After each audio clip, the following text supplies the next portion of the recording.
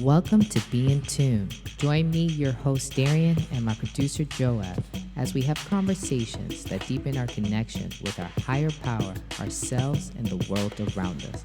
So, get ready to tune in, turn up that volume, and welcome to the Be in Tune podcast.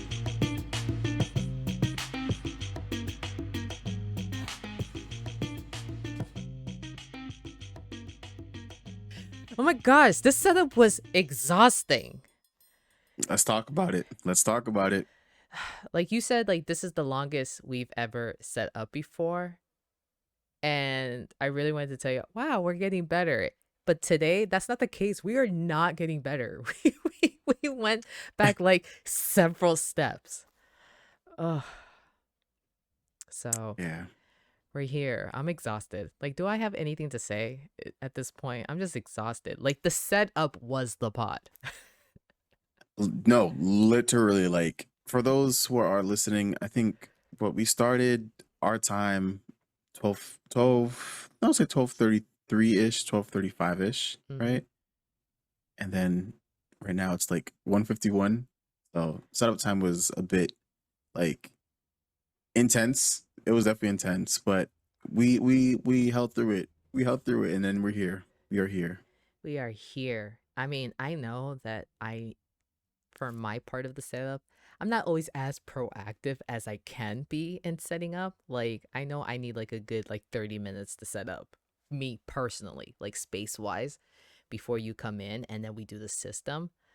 But that was just a lot. But we also talked too in between. Like we were chatting, Mhm. we in the spaces of wanting to throw my Mac out the window, right? And its system, right? You and I were also having a very like nice in-depth vulnerable conversation. So, for those of you who are tuning in, welcome. As you can see, I have a different background here. And this is what kind of took a good chunk of the time as well. But no, let's just talk about how Mac seriously can it just really had to stand out in the crowd, in the technology crowd. Like what is it? We were looking for a specific like output button and then you were like, "Wow, it's this. This is what Mac translated to." Like and you were like, "This is why Mac is so annoying." And I couldn't Yeah. agree Yeah. more. Um I'm an iPhone user. I've always been an iPhone user, but my laptops have always been Microsoft. I know Microsoft very well compared to Mac. Mhm. And now I have been using Mac for like almost 2 years. So like I'm learning the lingo, but I can see exactly why it is incredibly frustrating for people. Like, couldn't you just use the same words? Like seriously. Like what like you know what I'm saying? You know what I'm saying? Like even though but you know what? There's someone who's like in computer engineering, they're gonna be like, no, they can't use the same words, Darian, because the system is different. Okay, I don't know what's the difference. I didn't study this, but I could tell you the difference between depression and anxiety. I just can't tell you the difference in systems here. So I'm just saying, Yeah. we really couldn't make something interchangeable. Like we really, it's just too much. Honestly, it wouldn't be Apple if they didn't use different words. Everything they use is different words, you know? I mean, Yeah. what was it? Recently, I don't know if you heard the news of the new update for iOS that's coming to iPhones where they're making Siri smarter by adding AI Siri. And instead of calling it AI artificial intelligence, they're calling it Apple Intelligence. What? Mm-hmm. Apple Intelligence. Instead of calling it artificial intelligence, it's Apple Intelligence. Yeah. So again, it wouldn't be Apple if they your facial expression. I'm just saying, like, listen, listen. This is coming from someone who loves just Apple products. I have yep. Well, I hate the AirPods, but I love the iPhones. I have an Apple Home, Mm-hmm. Apple Mm-hmm. Watch, I have Apple Card. I'm deep into the Apple ecosystem, but they're Macs. I just can't. I Wait, can't. why do you hate the AirPods? Ooh, oh boy. Oh You're like, boy. where All do I right. start? You're like, where do I Yeah, start? exactly. Okay, so my when I was like begging, like, yo, I need to get AirPods. I think it was the first generation, the one with like the very long stem. Yep, yep. I was like, I need to get the AirPods. I need to get the AirPods. They're so cool. You could have like I think at that point they didn't have noise cancellation, but you could answer and end calls with just like the press of the button. So it was very intuitive. It was very cool. I think the first year I had them, I'm like, these are awesome. And honestly, honestly, okay, let me go back. The first AirPods, which are the I think these over here, actually just have them right here. These small case with like the very, very long stem. These are like the first AirPods that I had, right? They work good. They still work perfectly well. But over time, what I notice is like as you wear them a lot, because you're not just wearing them for music, you're wearing them for phone calls, so you wear them a lot. The sound doesn't really hold up its quality over time. Mm, But I mean, it does last. The AirPods second generation, that's the one with the soft silicone tips. yeah. Those I have the biggest gripe with. I have the biggest gripe with. The one thing with those that I hate the most is same thing when you wear it, you're gonna wear it out. But I've only worn the soft silicone tips for a span of like 6 months, and I have to get a new pair. And even still, after 6 months, whichever one you wear more, there's like a little rattling, shaking noise whenever you listen to music or something that's like bass heavy. Like there's like a rattling noise in it, and for some reason, no matter how many times I exchange it, how many times I replace it, it's that same problem over and over again. And I looked it up in the Reddit community and just in the other Apple communities, and apparently the how they manufacture the second generation ones. Something about the I guess like the sound device, like it doesn't really perform well over time, or something's just like faulty with it.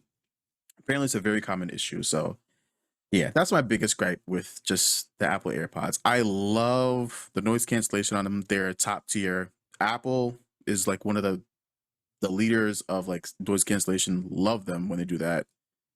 Um, love their technology with like answering calls, and like you could block out background noise so people who's on the phone with you, they can hear you and stuff like that. So it's just the sound quality though. It is just the sound quality. Okay, my rant is done. My rant is done. I I'm know, I sorry. love I'm it. sorry. Which, by the way, I should just make a point here. We are not doing a promo for Apple. Just No, letting you, or nor are we no. doing We love y'all. yeah.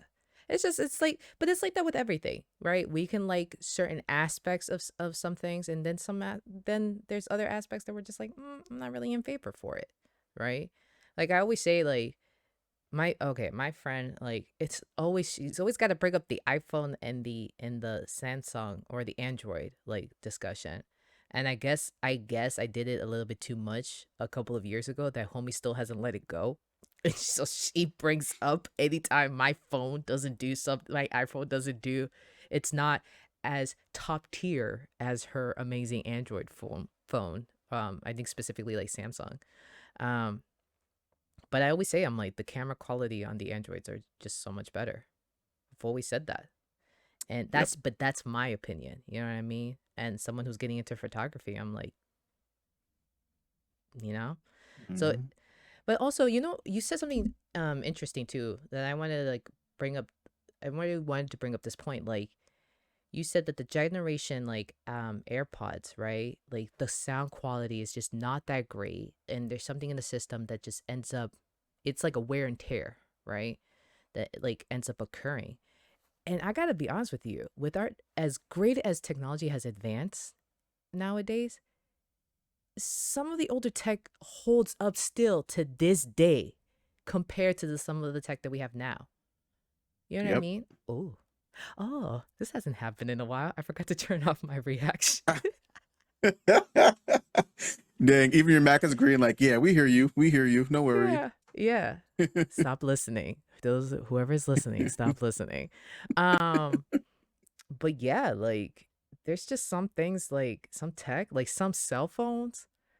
Listen, My mom had a Nokia. That joint, There I'm you go. sure it still works. I'm sure if we just charged it up, it would still be working. I'm sure Mm-hmm. it'd be working just fine. Um, so it's amazing what we traded in tech for aesthetics, right? We had to make a sacrifice of like the longevity of the tech. That's at least that's my very simple opinion on it. So Yeah, no, absolutely. I mean, you're absolutely right. Look at the tech back then where majority of the phones were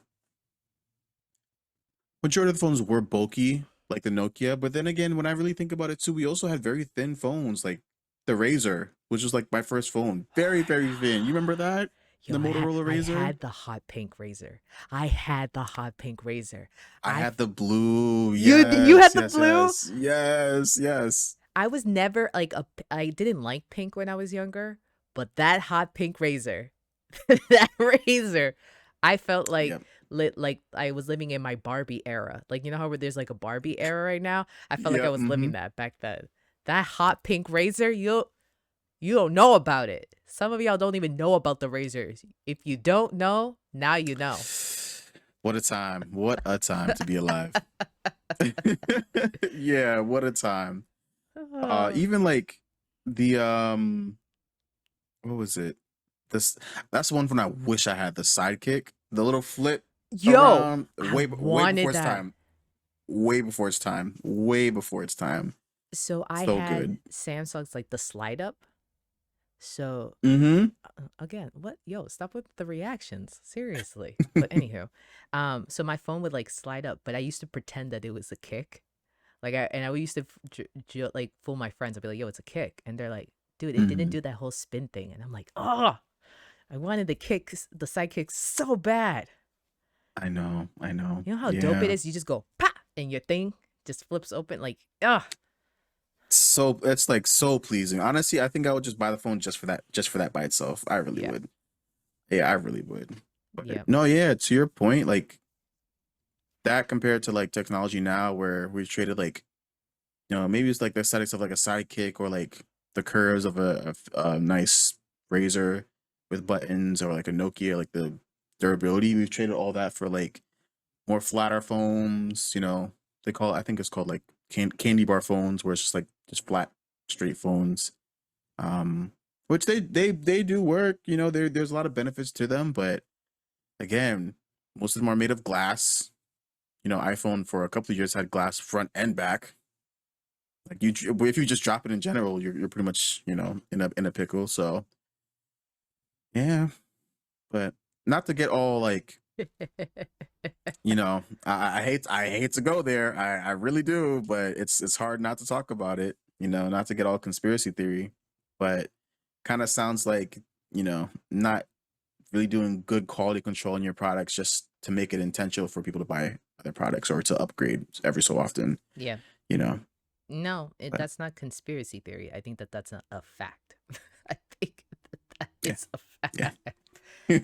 Like they definitely want you to buy your phone, like another phone in 2 or 3 years, right? If you can even last that long, right? So for sure. I had this is the first time in my life that I've ever had a phone that was like of the latest, like ever latest, like the latest year quality, whatever, right? So like I have the iPhone 14. I can't keep up. Did the 15 come out? I don't even know.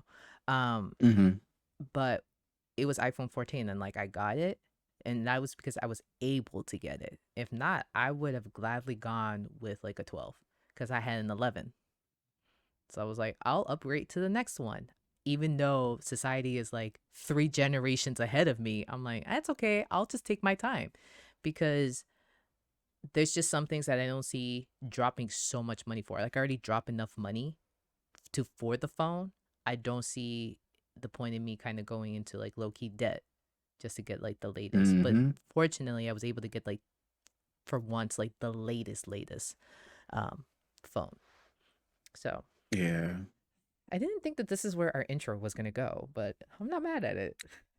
I'm not. Listen, I think it was a good sidestep from I feel like we needed to down talk technology for just for today, just for what we went through. I think it was a good outlet. think it was good. We should have just recorded that experience.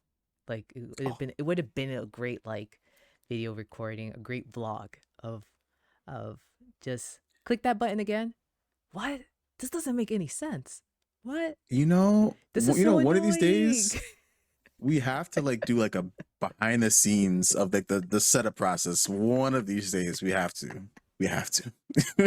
For sure. We should. We really should. Yeah.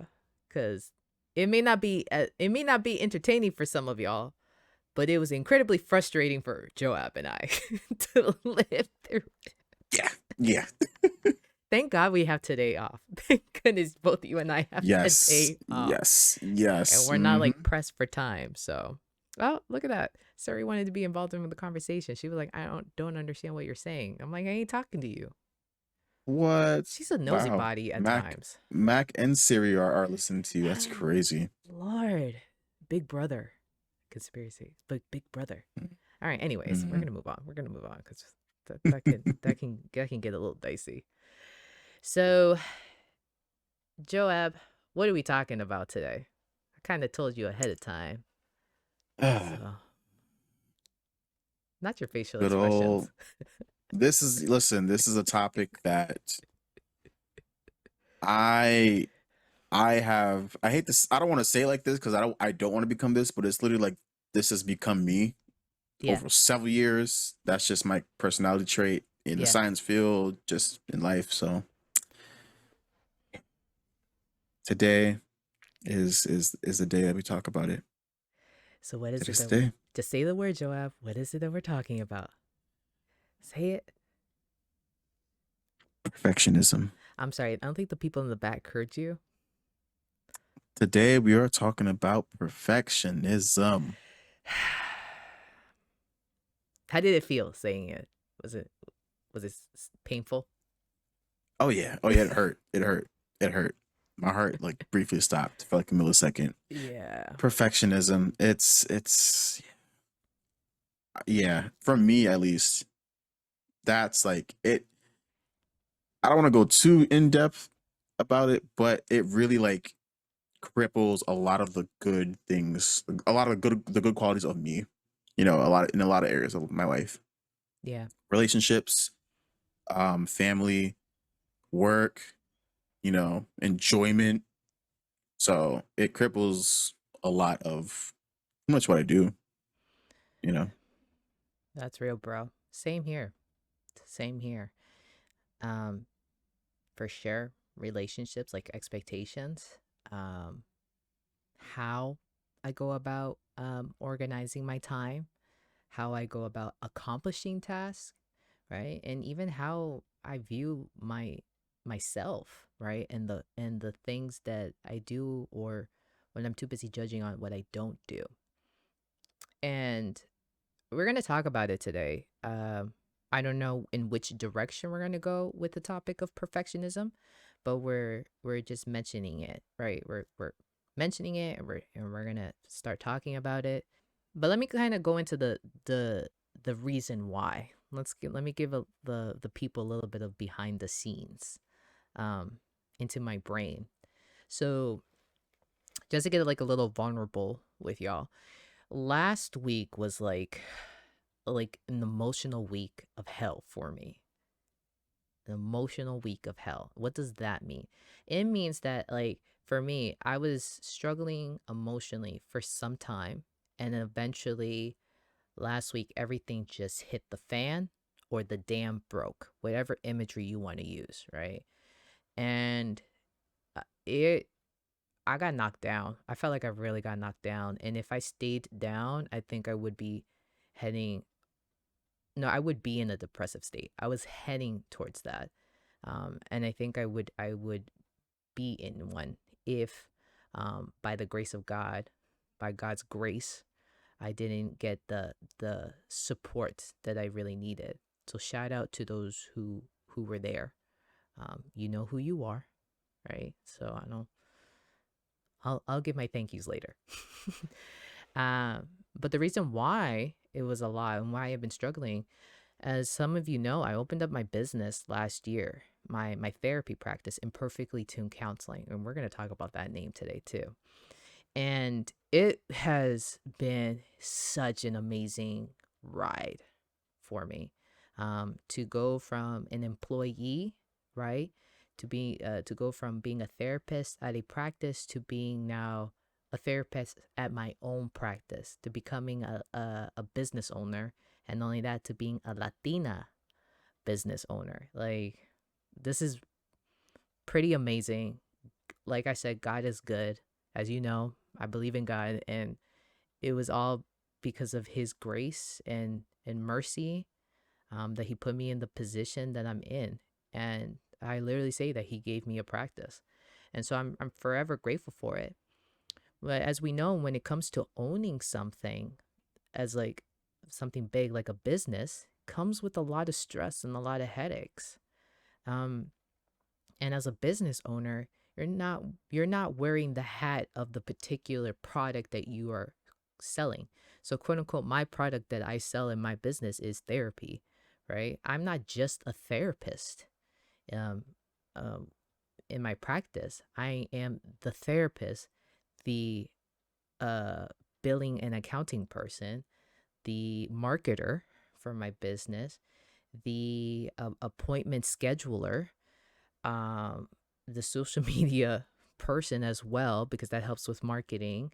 Um, I do a lot. I do a lot. And of course, I have my occasional speaking engagements that I do, right? Because I'm very, very, very passionate about talking about mental health. I'm a huge advocate for it, especially in um, spiritual and religious spaces, right? Like in churches, like we got to be talking about this. I hope y'all know we got to talk about this. I hope y'all talking about it, right? Because again, Jesus and therapy can coexist, but that's a topic for a different time. So with balancing everything, last year I was making the comparison from last year to this year. Last year, it was a lot because it was all brand new for me, learning a different lingo and such, and getting some clients. So it's one thing to balance everything when you're starting off the business, and I didn't have that many clients. Now it's another thing, another year, which is awesome, and I'm not complaining about it. I love this. God, please let me do this for the next 50 years, right?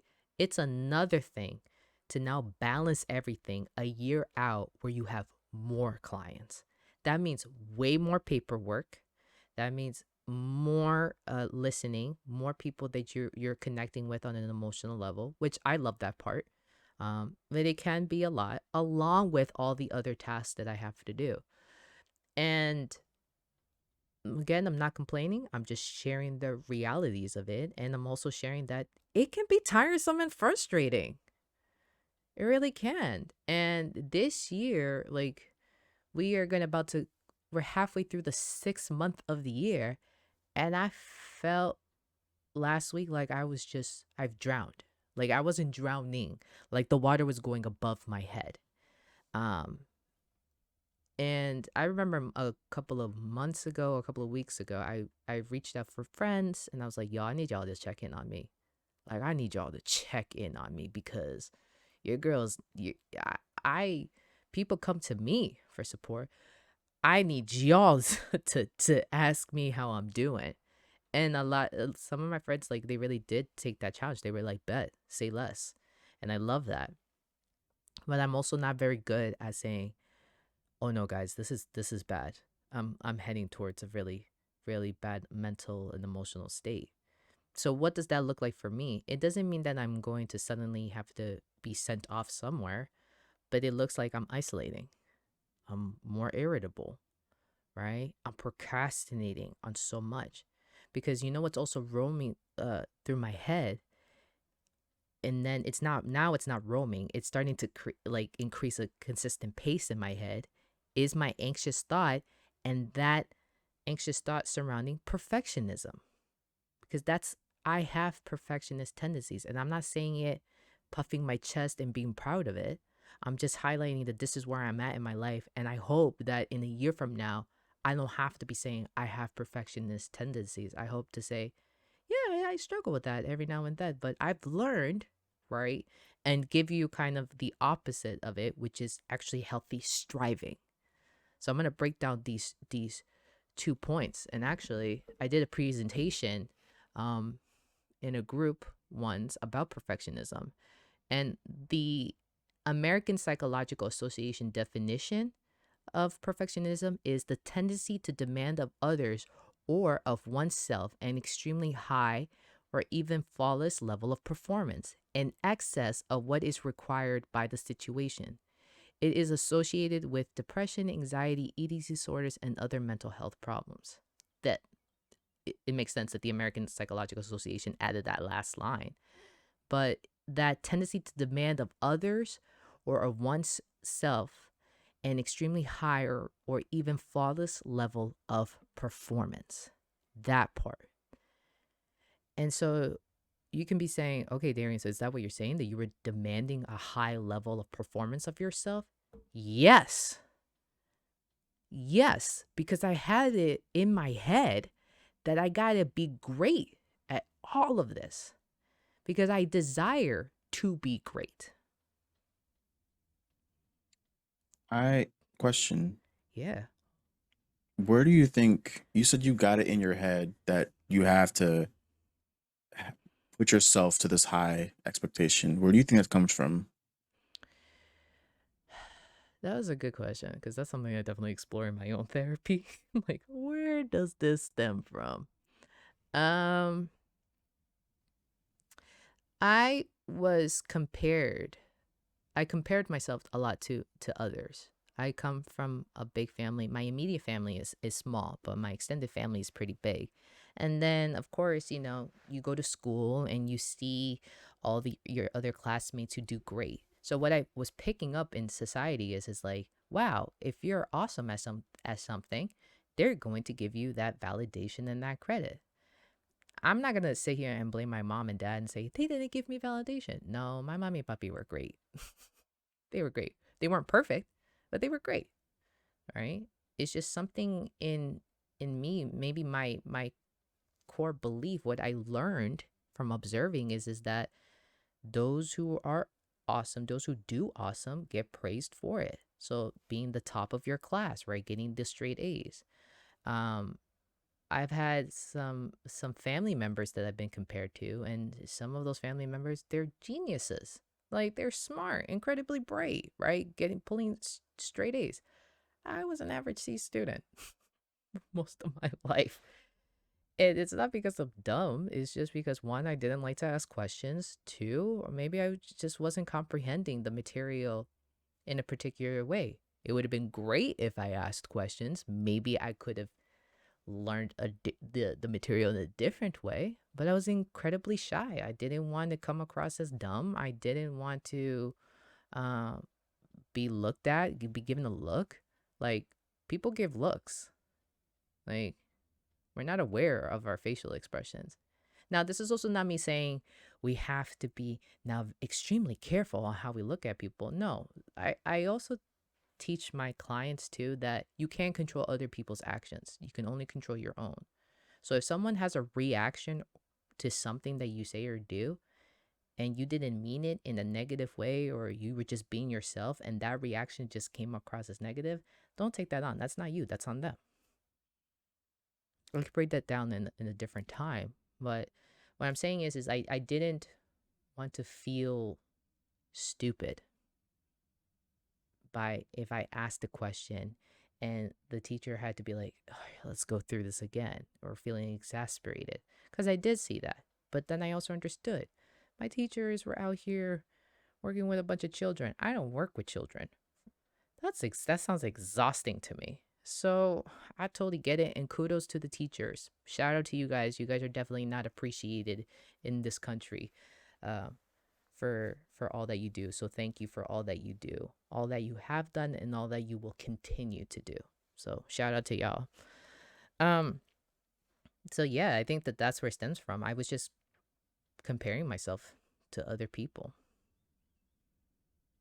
Hmm, that's interesting. Like comparison. What is Yeah. that? What is that? What is that? What is so powerful about comparison for the brain? What is so powerful is it like some type of chemical release, like almost like a sense of dopamine when we see like a comparison does match? Like what is so powerful about comparison? I can't not give you the biology for that, Joab. And you're such a scientist asking I that know. question. But it's just like when I really think about it, it's just what's the phrase paralysis of analysis, or no, I think it's the different thing. But comparison is just like when you, well, at least for me, right? Or I'll be more personal. So in my program, so for those who don't know, like I'm in a PhD program for biomedical engineering. When I first started, I think it's so natural to like want to like look to your left and look to your right because that's what you do in school, you know? That's what I think like that's what we did when we were younger.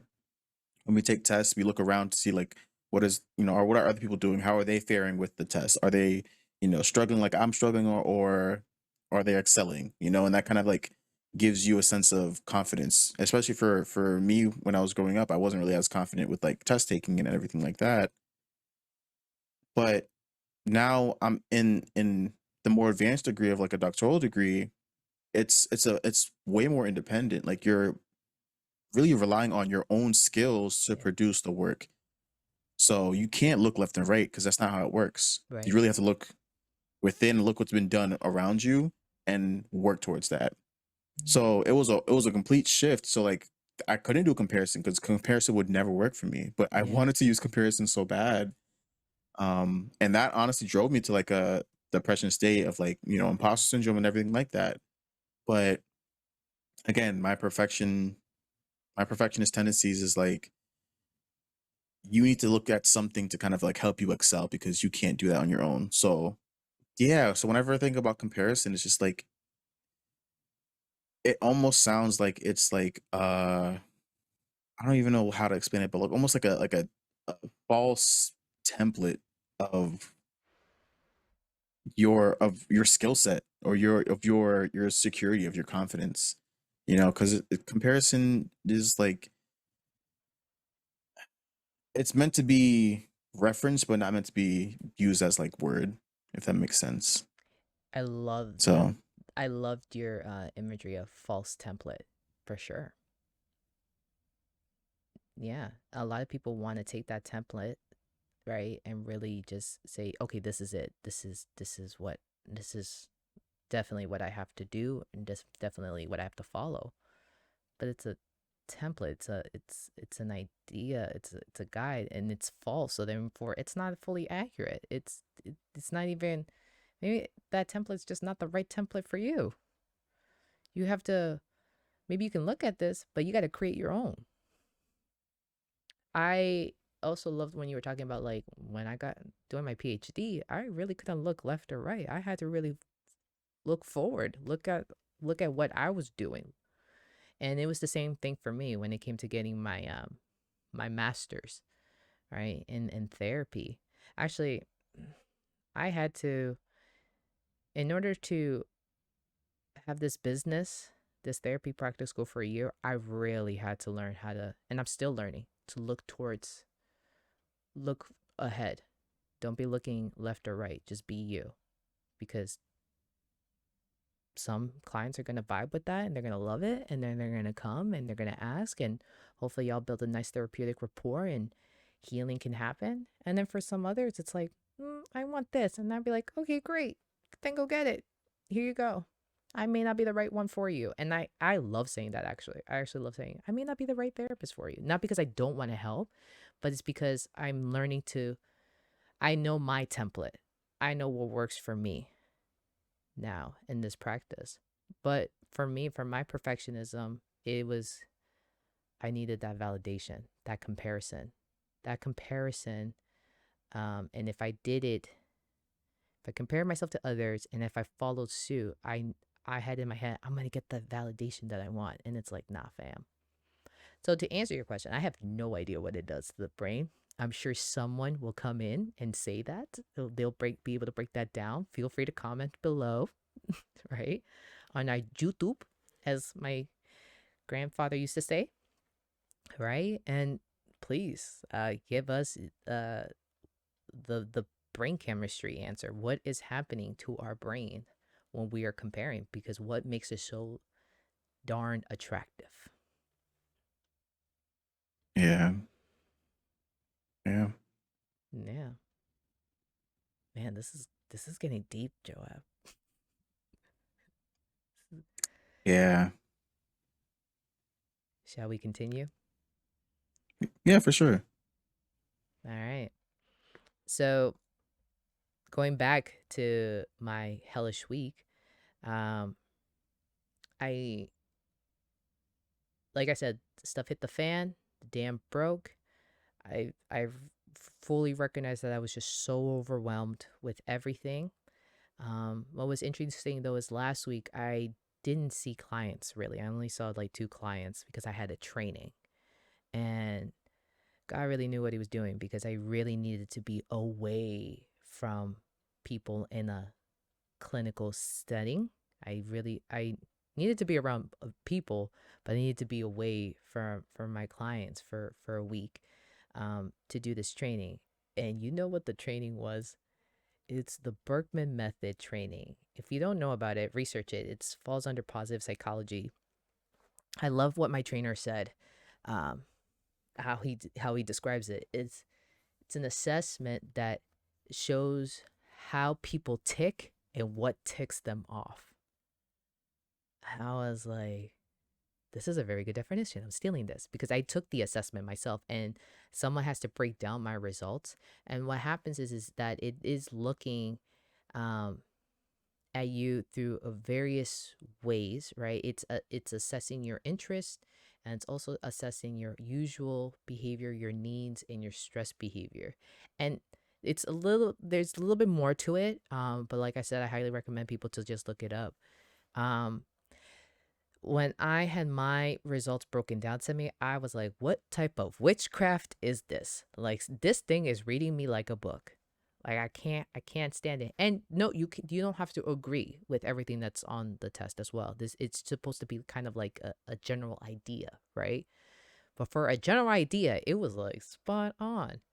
And imagine doing that. Imagine feeling how I was feeling and then doing that training. I was like, ugh, I am tired of being looked at. I am tired of being assessed. I am tired of being poked and prodded. I just want to be left alone.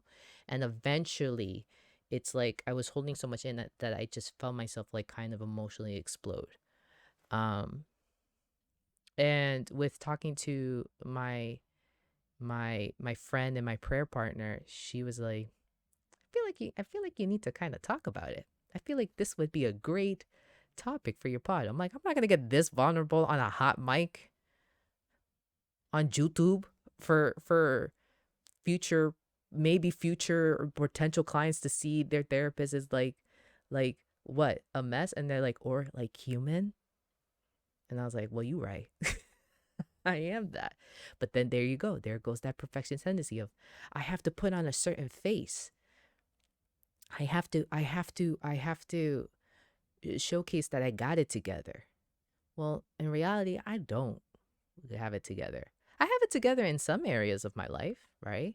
And overall, I think I'm doing pretty okay. So, yeah, she just encouraged me to kind of talk about it. And having this past weekend to be able to sit with myself, sit with my feelings, my friends also holding me to, and I think them holding me emotionally, it felt like God was hugging me. I also realized something too. I'm like, I'm impatient. My perfectionism tendencies adds to my impatience. See, I know I'm going all over the place. And like I said, I don't know which direction we're going to take with this discussion. So just stay with me and trust me. I get the feeling that this topic is going to come up again in our recordings.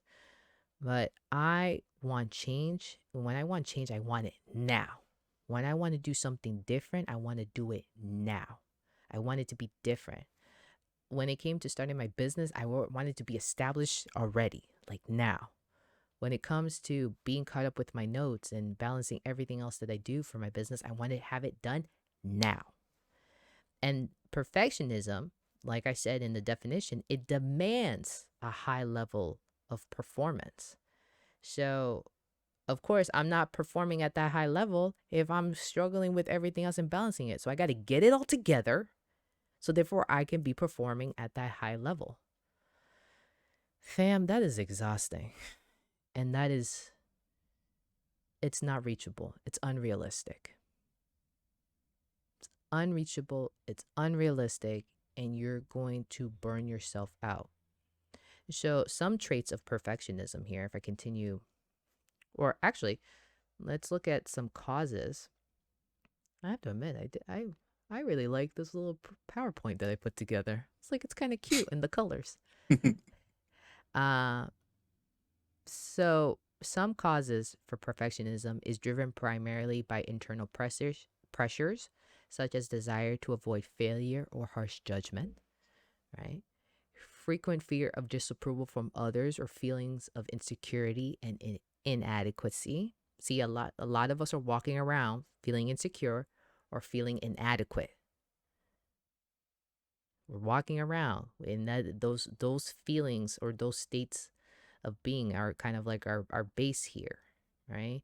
And you got to think about how is that coming out in your behavior,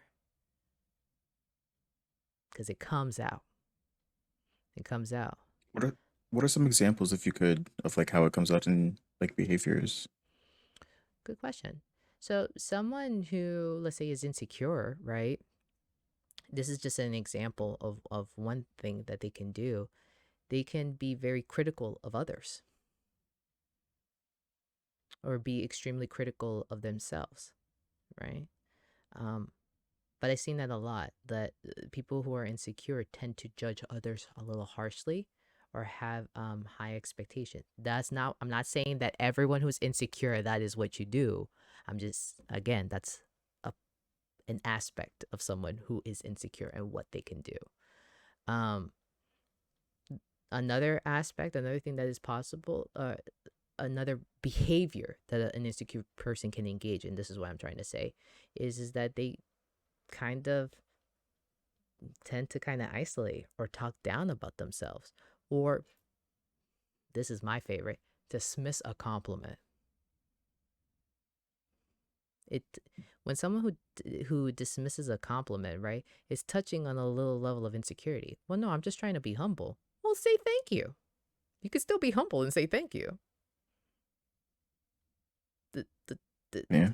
the two things can go, right? Um, but I remember someone like called me out there, like, you don't, can you just say thank you? I'd be like, all right, thank you. And they're like, you're gonna have to work on this because I want you to like really mean it. But it was also like, it's not that big of a deal. Like, it's dismissing kind of like my accomplishments or dismissing um, something good that I do or something that was helpful for someone. So this engaging in behaviors of dismissal. Does that answer your question, Joab? Mm. Yeah. And like while you were speaking, I'm kind of seeing like even like how that ties into like again comparison, like talking down to yourself because like you're comparing yourself to maybe your former self or like what the version of your higher self what you want to be, you know, or like you said, talking down to someone else, like you think you're comparing yourself to them and like how you're better than them or maybe how you're worse than them, so you feel like you have to attack them. Again, I feel like that goes back to comparison as well. So yeah, that definitely makes sense. Yeah.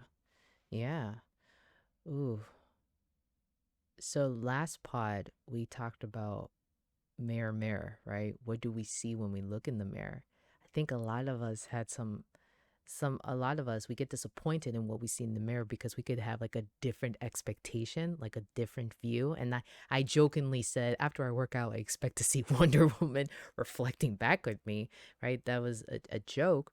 But I think a lot of us are comparing ourselves to what we think an expectation that we have, right? A Mm-hmm. comparison, a comparative view of someone else or or another version of ourselves, as opposed to seeing ourselves for who we truly are and embracing that and being good with that and loving that.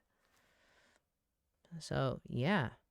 And you know, it's going back to that point of you can feel insecure, you can feel inadequate, or you could have some of these uncomfortable or unpleasant feelings, and you can try to suppress them, but they will come out in your behaviors. One of my favorite theories, psychological theories, is actually that of shadow work. Ooh, my bad. Carl Jung is a Swiss psychologist who kind of came up with the concept of the shadow self. And it stems from this belief that we all have a mask that we put on, a mask that we show others, and it's called our persona. And then everything that is in the shadow is behind that mask, right? And it's aspects of ourselves that we may not really be proud of or we don't want society to see. So his whole theory was take off the mask, shed some light in that shadow, right? He used the imagery of like a dark cave, right? Like that's where we were going to shove everything that we don't like about ourselves in the dark cave. But he's like, go in there and shed some light on it. Because if you shed some light on it, you're finally learning how to embrace yourself for who you are, right? And you can reach a level of self actualization. And a lot of us don't want to do that. I know there's been plenty of times in my life I didn't want to do that. But I think now being on a hot mic, as I've heard someone express this before, right? And being here on YouTube, right? I am willing to say I'm shedding some light because I don't want this part of me that I tried to hide to come out in my behaviors. Because here's what perfectionism does. Actually, let's kind of jump further down into my PowerPoint presentation that I have on my phone and only I can see, right? Is that we tend to engage in a thing called uh the perfectionism and procrastination loop. So, let me break this down. It's this idea, right, that let's say we want to go for like a 3 mile run, like do a 5K, right? And we're like, I'm gonna run on this path. The day is just great. The weather is awesome. It's perfect. As you're getting ready to run, you notice that your shoelace, your right foot feels uncomfortable. Like that shoe feels a little loose there. So you're like, let me tighten it up. And then you're like, oh no, but should I take off this sweater and tie it around my waist? So therefore, if I don't get too hot, right, I'm good. Oh, but then I'm gonna feel too cold. Oh my gosh, are my earbuds are they staying okay in my ear? Is everything all right? And it's like the next thing you know, because you want things to be perfect, you've actually procrastinated on going for the run. If I could step outside myself, Mm. I have done that at times. If I could step outside myself, I would have yelled, just run already. Just run. What is wrong with you? Go for the run. You could have been halfway done by now. That is the perfectionist and procrastination loop. Because we set such high standards, because you set such high standards, you end up procrastinating on that task that you want to accomplish. Thank you. Thank you, Apple, for agreeing with me on this statement. Right? You end up procrastinating the task. So you don't end up doing it. When it comes to me and writing my notes, I have to have the perfect writing day. It has to be a great setting. The music has to be nice. I can't be that distracted. Man, sit down, write 3 notes. Just 3. You could have had 3 notes done. Instead, now you have 3 less notes done and added to the pile.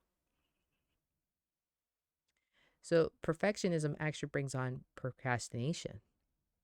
And it actually brings on you not actually accomplishing tasks. This is why we want to consider doing something different, which is called healthy striving. But before I get into healthy striving, I actually want to bring on traits of perfectionism. So here are some traits, right? All or nothing thinking, right? It's either this or that. It's either or all in or not, right? Being highly critical of yourself and of others. Feeling pushed by fear. See, because that procrastination loop, right? That imagery that I was giving of going for that 5K run, You can start off with this idea of like, I'm gonna do it, but then the fear of failure, the fear of not being able to run that 5K sets in. Then it causes you to delay. Hence why you're noticing that your shoelace is slightly untied, right? Or that your right sneaker feels loose. Hence why you're starting to question now, is the is it me, or is the temperature not that great, right? But the fear of failure is behind all of that, right? Having unrealistic standards, focusing only on results, feeling depressed by unmet goals. Sometimes you're not going to achieve certain goals. But for a lot of us, that causes us to get into a depressive state. Uh, Fear of failure, as I mentioned before. Procrastination, definitely a trait. Defensiveness and low self esteem. Thoughts, comments, or questions on anything that I've said, Joab? Yeah. I Oh my gosh, Darien, you need to stop reading me like a book. Jeez. Oh my goodness. You know, so out of the list, Yeah. I think the two that I absolutely recognize from myself that plays a big role with my perfectionist tendencies are fear. Fear is like, I honestly I think it's the number one um like driving force behind why I have to like strive to do like better than the best. Um because of fear of failure, you know? Um Mm-hmm. Again, going back to like my PhD, because you know, nothing tests, you know, your perfectionist like doing a intensive program. But yeah, First of all, can you just stop showing off to the crowd, sir? oh, I'm sorry. I'm Wait, how just am I showing kidding. off? I'm just kidding. You better shut that to the rooftop. My dude's getting a PhD.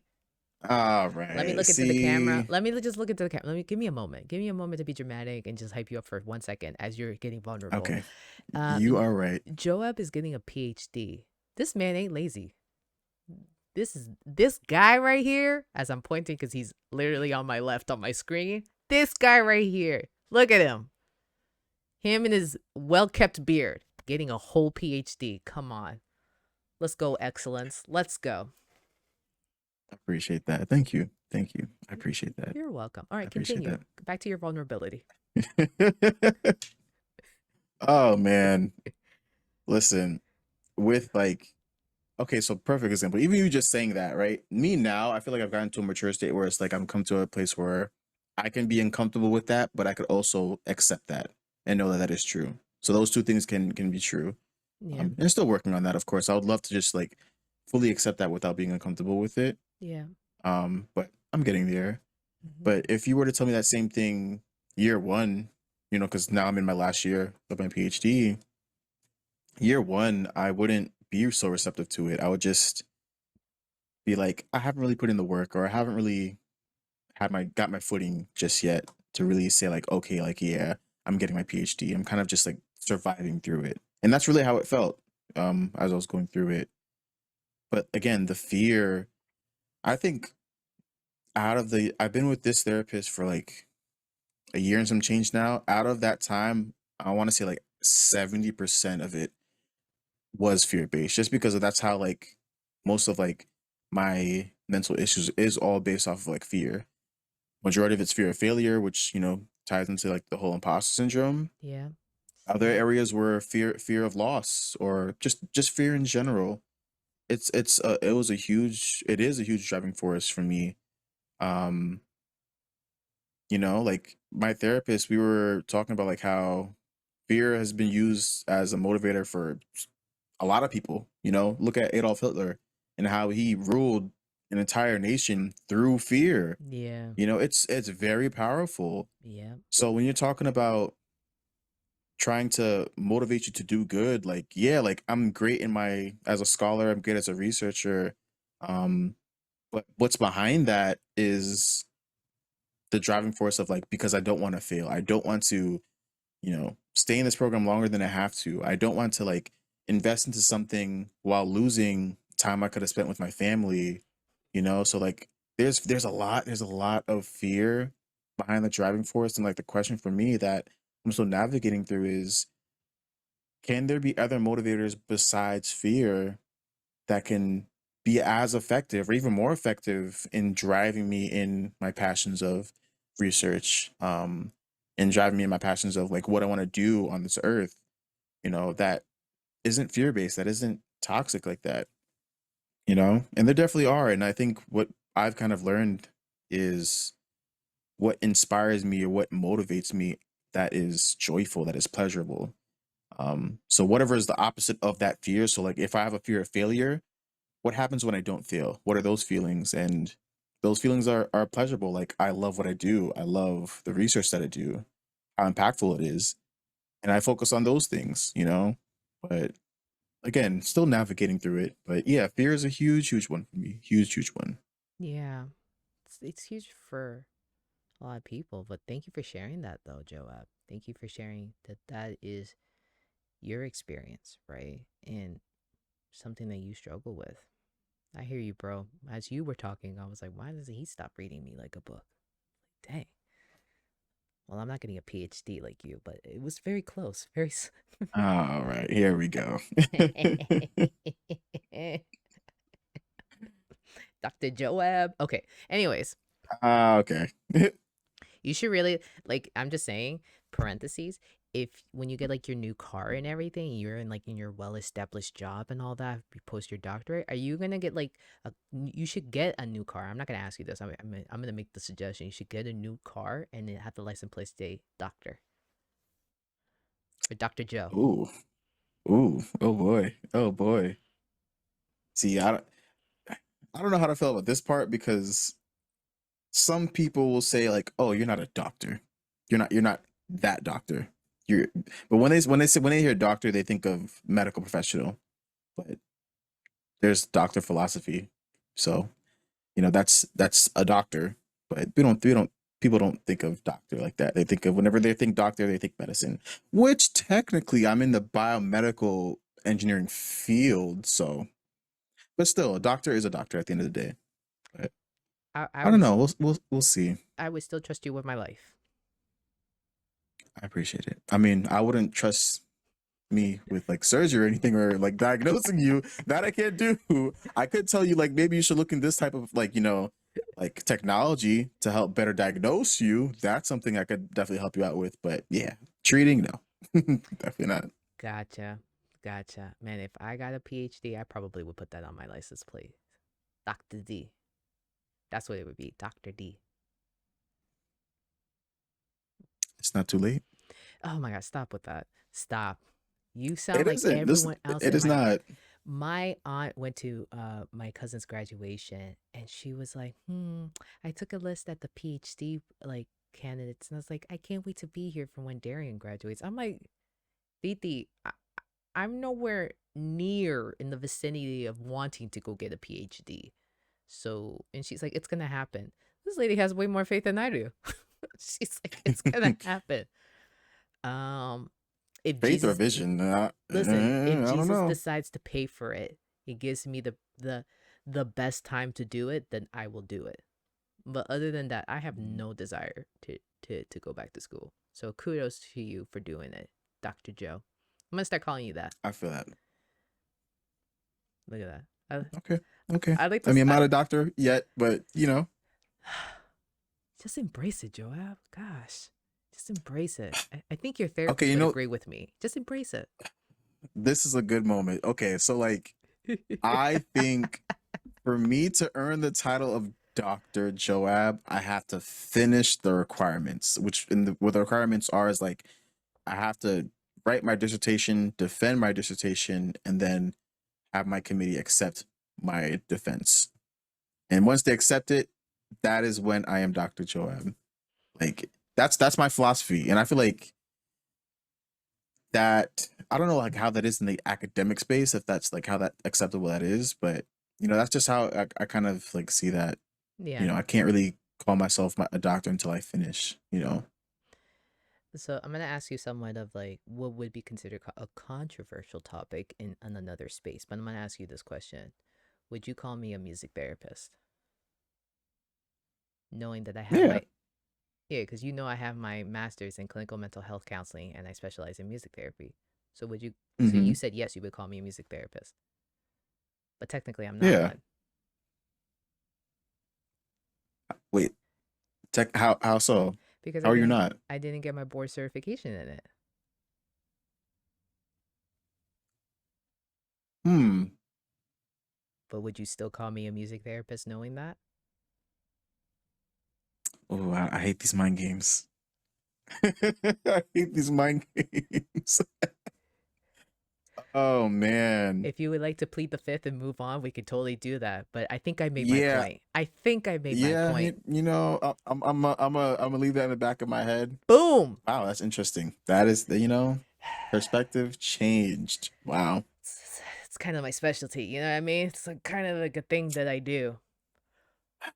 Man, your clients must really they must really love you. They must really love you. I I mean, I don't know. It's a good question to ask. I know that I know, and I did vow that like I'm never gonna talk about them in terms of like specialities of what I address. Like I'm never gonna say, oh, I'm working with a client that has this. But I think in this general sense, I can say this.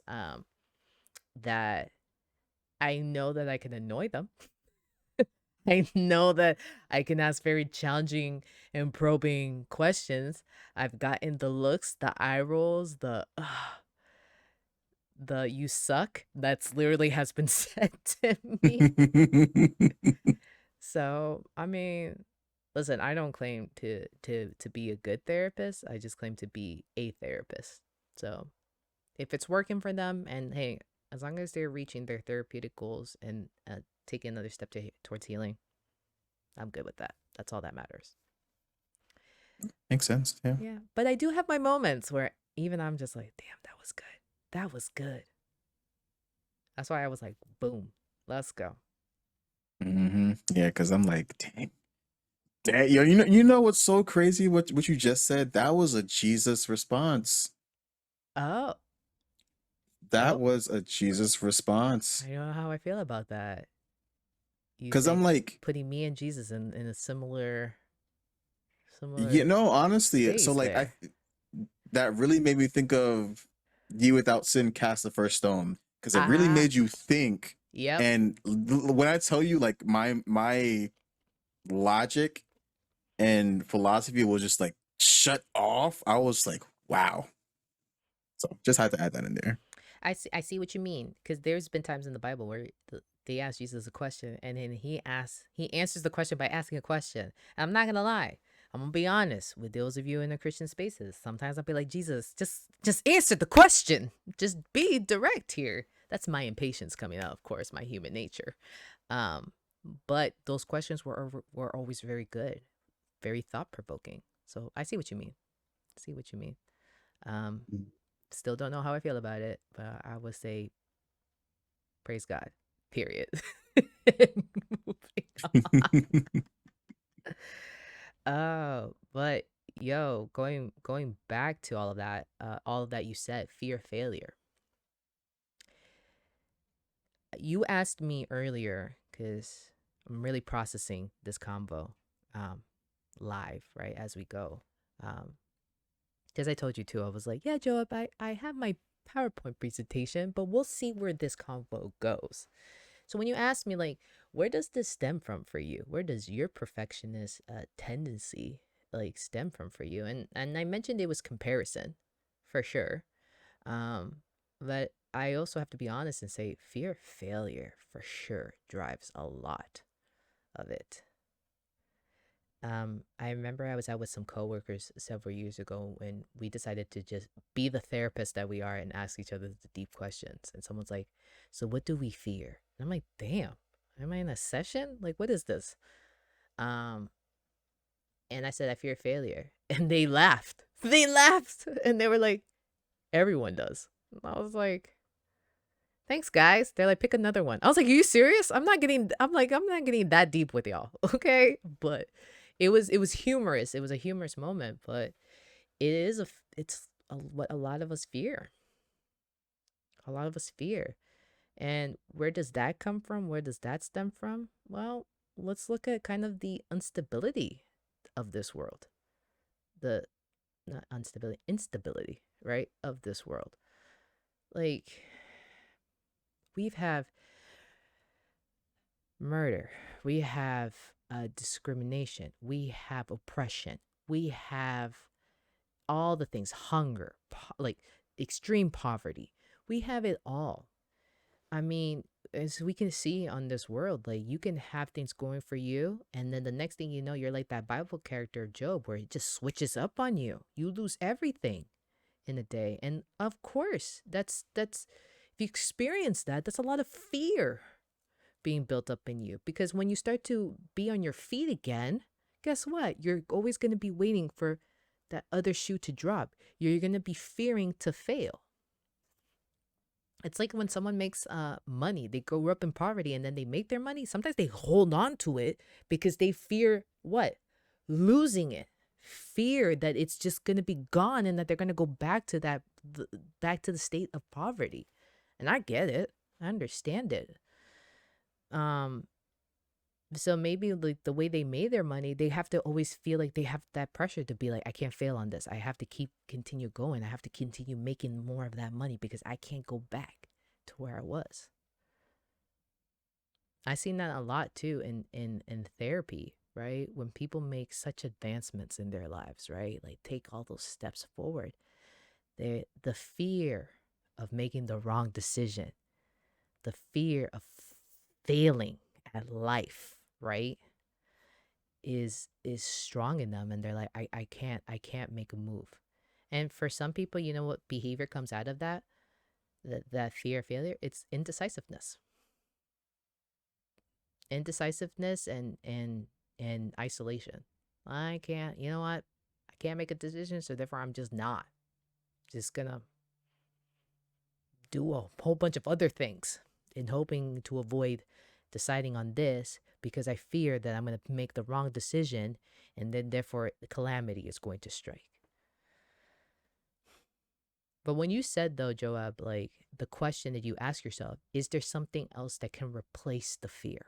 Is there something else that can be a replacement of that motivator for me to get my PhD, for me to be a good family member, for me to be a good friend and a good significant other in a relationship, all of that jazz, right?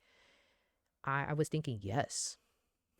I was answering the question for you in my head. I was like, or I was just answering the question like as if you asked me the question. I was like, yes, you could totally replace it. You should replace it. You should replace it with, for us, Joab, because you and I have always, this is how we met. We met in a faith based setting and we've bonded over that. That's what established our friendship. For us, is our faith. That Mm-hmm. replaces that fear for us. But that too can be fearful. Because you and I talked the other day and like, can I really trust God with everything? Right. Can I? Because I can't trust man with everything. It's true. I can't trust a human with everything. You got to be kidding me. Someone's like, I have told this to some people. I'm like, I'm not that trusting. They're like, you're not? You work with people. I'm like, yeah, I could work with them. That doesn't mean I trust everyone. Um, because I've seen what humanity has done, unfortunately. So to trust a being whom I've never laid eyes on, but I've learned so much about, and I've learned, and I've my faith and belief and love for this being has grown. It can be tough at times because, like, why am I gonna trust you with this when, first of all, maybe for some people, my father couldn't stay around, my mother couldn't stay around, my parents showed me the opposite of it. My friends dropped me like a hot potato. They weren't really my friends.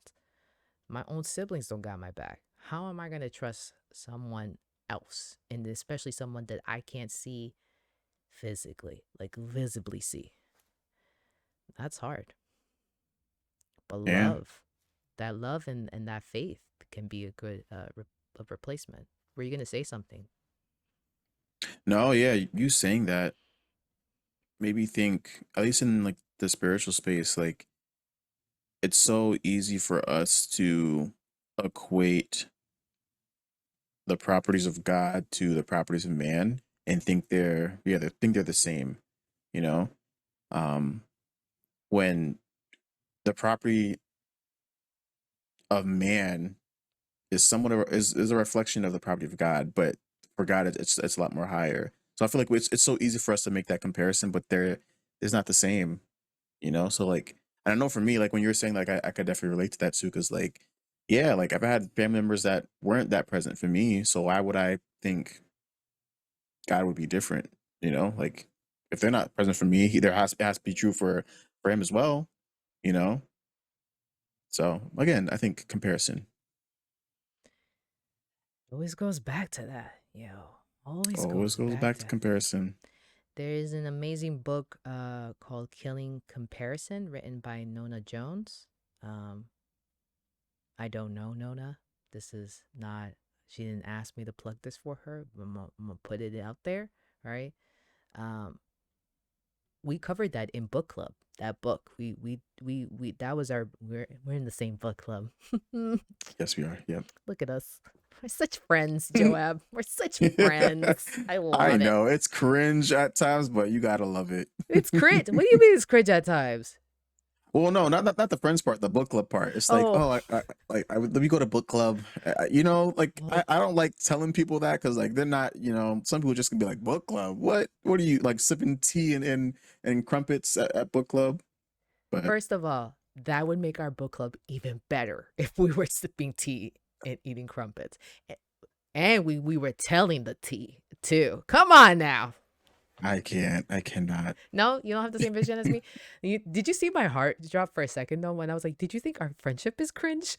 Your face was like shut down. I'm like, no, it's not a friendship, not a friendship at all, not at all. I was gonna be like, Joab, you better fix that sentence. You better come correctly. We are friends, damn it. Held against my will. Someone's gonna write in the comments, Joab, blink twice if you're afraid.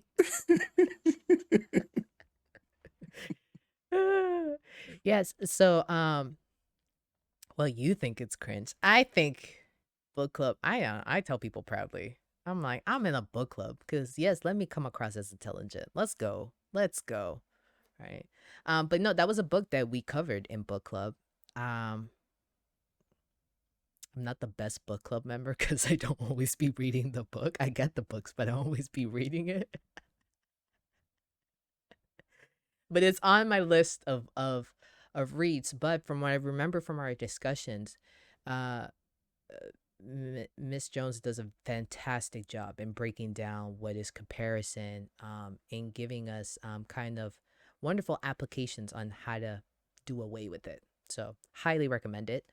Um, but kind of going back to my context story, right, for why we were having this pod, I want to go back to the story a little bit and kind of tell you guys what ended up happening to kind of shift my perspective and to get me to be again vulnerable on this mic on YouTube. I really love saying YouTube.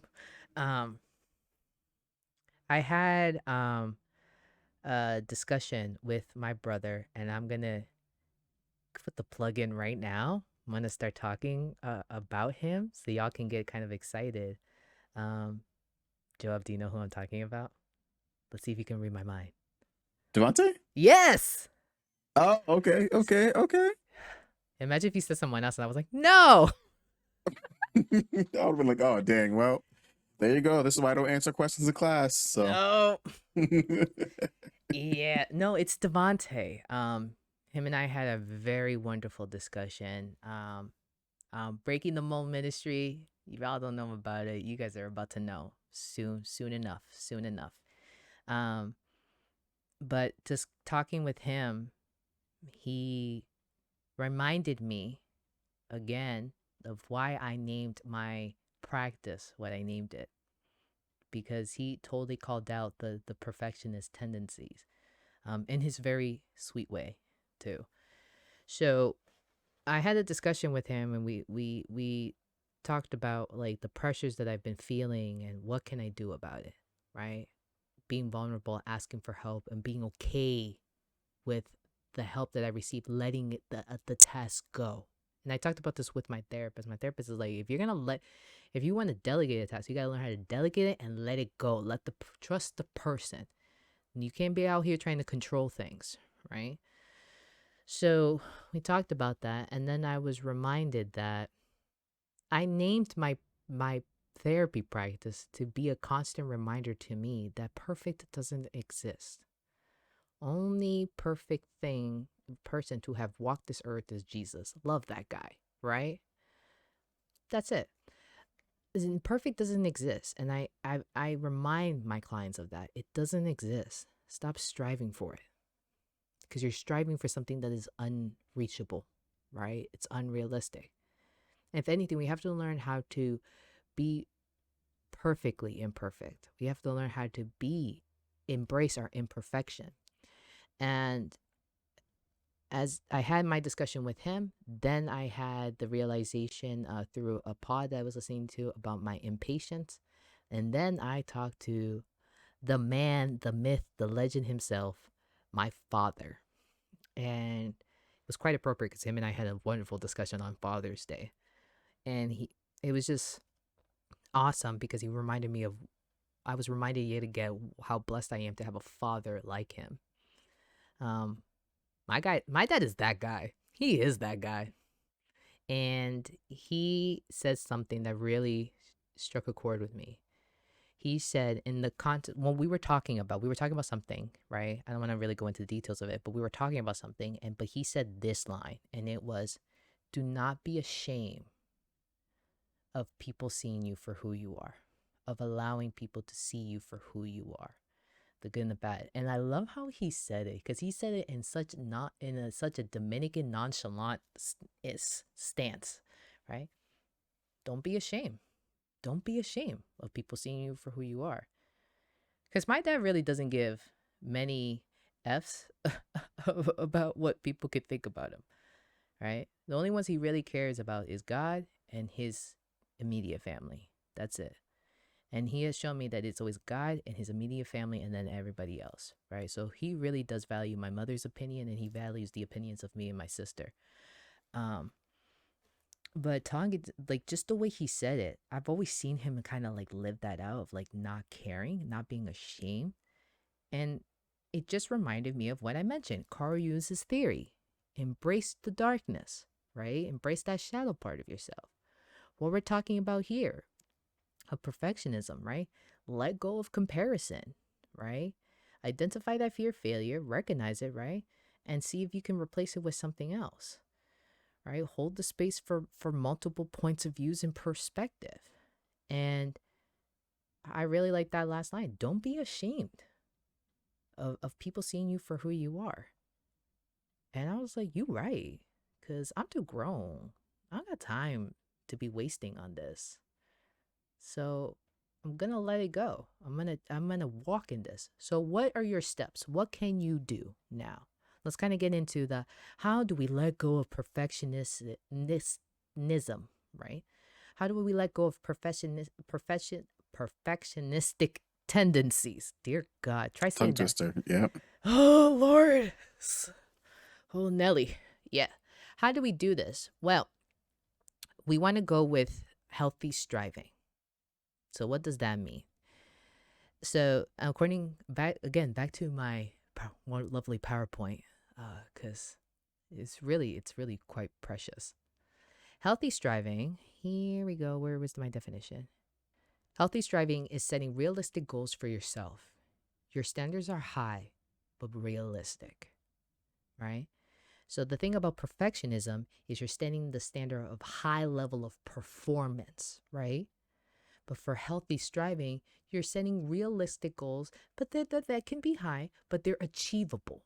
So, for example, if someone's trying to get to a high point, right, and on Earth here, right, someone may say, "I want to get to the highest point. I want to touch the sky."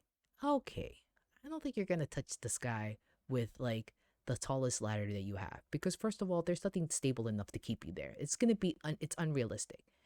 But if you want to get to a roof of a building, then we can be talking about. We got to talk about which building, right? But to get to the roof of this building that I'm in right now, it's quite achievable. There's a ladder that is tall enough, and if you got some people holding that base and keeping it secure, you can get to the roof of the building. Absolutely. It's going to take some work, right? It's going to require you to take it maybe slow and steady. But guess what? Each step of that ladder is quite achievable for you. You can indeed get to the roof of the building. Now, to get to the top of the Chrysler building, well, we're going to have to figure out a different method on doing that, right? But to land on the moon, unless you're not enrolled in NASA, right, and you're not going to be sent off as an astronaut, I don't think you're getting to the moon anytime soon. But some of us set goals that high and that unrealistic and impossible to get to. When we engage in healthy striving, right, it actually says here, let me kind of go back. When we're engaging in healthy striving, it can be self motivating and it can drive you to overcome adversity and achieve success, right? And in some ways, we can engage in healthy striving is that we can set a goal for ourselves, and if we don't accomplish it, we don't get mad or bitter about it. We can be disappointed. We can say this is disappointing, and hold the space for the opposite. What can I do better this time? We can learn from what went wrong in us achieving our goal and try it again in a different way. When you're engaging in healthy striving, you're actually learning how to exude a level of self compassion for yourself. I know that's the S word that I say in therapy. I'm going to say the S word. And they're like, what? You're going to say like the actual S word? They're like, I'm like self compassion. They're like, oh. Anything with the word self in front of it, I get all the eye rolls. Self compassion, right? That is being gracious towards yourself. Well, Darian, isn't that giving myself excuses? No, there's a fine line. There's a fine line of excusing your behaviors, and the other side of it is being gracious towards your behaviors, right? And you can be self-compassionate and have a humble heart, right? It also means readjusting your self-confidence, right? And readjusting how you yourself view, how you look at yourself. When you engage in healthy striving, that's exactly what you're doing. You're striving in a healthy manner. You're not engaging to the extreme of perfectionism. You're actually learning how to be balanced. You're actually learning how to say, hey, this didn't go my way, and I'm very disappointed about it. And again, how can I go about achieving this goal, or do I have to change up my goal? Is my goal too high? Do I have to readjust my goal to therefore hit it? Right? It's like weightlifting. You don't go and lift the heaviest weight right away. But a perfectionist type person would want to do that just to see if just to prove to whatever it is, the comparisons of others, and maybe to get that validation of I can do it. See, I'm strong enough. Well, great. You just gave yourself a hernia. Congratulations on that one. Right? But healthy striving, we work towards it. Ooh, this weight is a little too light. I think I could do this exercise movement with a heavier weight. Ooh, this exercise with this weight is too much. I got no problem going from a 20 down to a 15. I'm good with that. As long I care more about um being successful in doing the movements as opposed to what? Looking super fit. I care more about my mobility and not giving myself a hernia than to actually have this persona of I look so fit, but I'm like really broken on the inside. Did that make I sense, love that Joab? analogy. Yeah, I love that analogy. Because I was going to ask, like, how do you? Because I can imagine someone could be probably so blinded in the expectation, like maybe it's they don't view it as like it's unrealistic, or maybe they just view it as like, let me put more effort into it, or let me like go at it at a different angle to reach this goal. Like going back to your example, like let's just say I'm trying to use this ladder to reach the sky. They'll think like maybe it's the material of the ladder, maybe it's the weight of the ladder. They'll try to use a different trajectory to try to go for that unrealistic goal, but at the end of the day you can't reach it because it is unrealistic. So I was going to ask, like, how do you kind of take off the blinders to um, first see that it is unrealistic, and then to navigate a realistic path that helps you reach a realistic goal? And you kind of just said that with like it sounds like more of like a trial and error. Like test out the weights, see if it's heavy enough. Can you bear it? If you can, shoot higher. If you can't, dial it back. You know, do these like micro adjustments as you get to that goal. Now, what I was thinking with that is, I could see where that plays, or where I could see where being impatient plays a role in that as well, because you do have to be patient during that process of the trial and error. And nobody likes going through that, you know, buffering section of like, does this work? Does this work? Does this work? Does this work? Until they get to what works. You know, we always want to get to the place of this works, but we don't want to go to that buffering space. So, yeah, I think you summed that up very well. Yeah, there is this actor. I was watching kind of an interview because he some gym, like, no, some fitness magazine was interviewing him, and they really wanted to know his workout because he, for a role that he plays, he got jack, like super jack. Like, he's already a tall guy, but this guy looks like I don't want to mess with him ever. Like, I feel like if I accidentally bump into him, he's gonna give me a concussion because that's like how jack he looks. But he said it. He's like, listen, I got the role on this date, and then like 3 months later, I had to be on film on set shooting. So I had to pump up so much iron. I had to get fit as quickly as possible. But guess what happens when you lift weights, and you like heavy weights extremely fast, right? When you work out that fast and you gain muscle that quickly, you hurt yourself. Homie had to get surgery on his shoulder because he tore something. And it was a movement that he engaged in. So let's really think about this. I'm sure he would say, listen, I probably would have to do it again due to the circumstance that I was in, right? But maybe if he really took an extra minute, maybe he would have consulted with someone to say, is there a way I can gain all this muscle, but not have it be in the process of hurting myself? That is what healthy striving is. You are trying to achieve your goal, but you're not adding extra hurts along the way. You're not hurting yourself. I've heard this from clients in the past, right? Now, I'm not saying anything about my current, from my past, right? Past jobs. Yeah, being tough on myself is where it got me where I'm at. Being tough on myself is that's how I end up accomplishing goals. And I've literally looked back and be like, how's that working out for you? Because right now you're sitting across from me. And they'd be like, damn, you didn't have to be so harsh. Or, but I say it in like in a genuine manner, like, and how's that working out for you? Well, other than, not thinking highly of myself, it's working okay. I'm like, I think that's a pretty strong thing. They're like, you're right. But we have this mentality of like, put pressure on yourself, hit that high level of performance. We see it in society as much as we're talking about mental health nowadays, as much as we're trying to be body positive, right? As much as we're trying to showcase vulnerability and the importance of it and such, we still have in this country a societal standard of perfectionism, that if you take a blurry photo of someone, it still has to look aesthetically pleasing. The lighting still had to be somewhat dope, even though people in the photo are still blurry. I love those types of photos because I'm like, well, those are definitely by accents. But no one ever puts like the ugliest photos ever. Okay, that sounds very discriminatory. Like, I was just judging it right there. But what I'm saying is that we still engage of a high level of performance. And I think we can be more vulnerable and more honest. And if we can, then we are going to be striving in a healthy manner. But that is where I'm at. Um, and I'm okay with it because I'm going to start working towards some healthy striving. I feel still somewhat vulnerable, and that's all right because I know my God's got me. I know that my friends have me, my family too. Most importantly, God, yeah, God having me, it's a great comfort for me and be like, I'm gonna be okay. I'm gonna be okay. And look what I have done. Look what we have done. Look what we have accomplished. I'm gonna focus on that.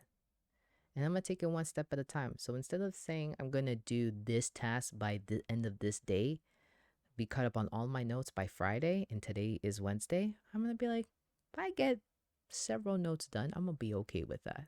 I actually broke up my tasks this week. I had to be like, okay, we're doing accounting for the next day and a half because the books weren't balancing. So I knew I was going to need some time in between sessions to be able to figure that out. And then today I was like, and I'm going to record a pod, taking it one step at a time. Sometimes that's what is required in order for you to kind of shift from perfectionism to healthy striving. Tell yourself it's one task at a time, it's one step at a time. And then that step will start to accumulate. All your steps will start to accumulate. And the next thing you know, you're moving in a well oiled, healthy, striving machine. And that's what we want. That is what is better. And I know that that's what God would want for you. All right. Well, this is where we're at. We're at the end here. Be imperfectly tuned. That's what I like to say. Be imperfect. Be perfectly imperfect. Embrace yourself for who you are. Be tuned in. Tune into your higher power. Tune in. For me, it's tuned into God. For Joab, it's being tuned into God. Right? Whatever it is that you're tuned into, be tuned into it. And you just take really good care of yourselves. Okay? All right. Peace.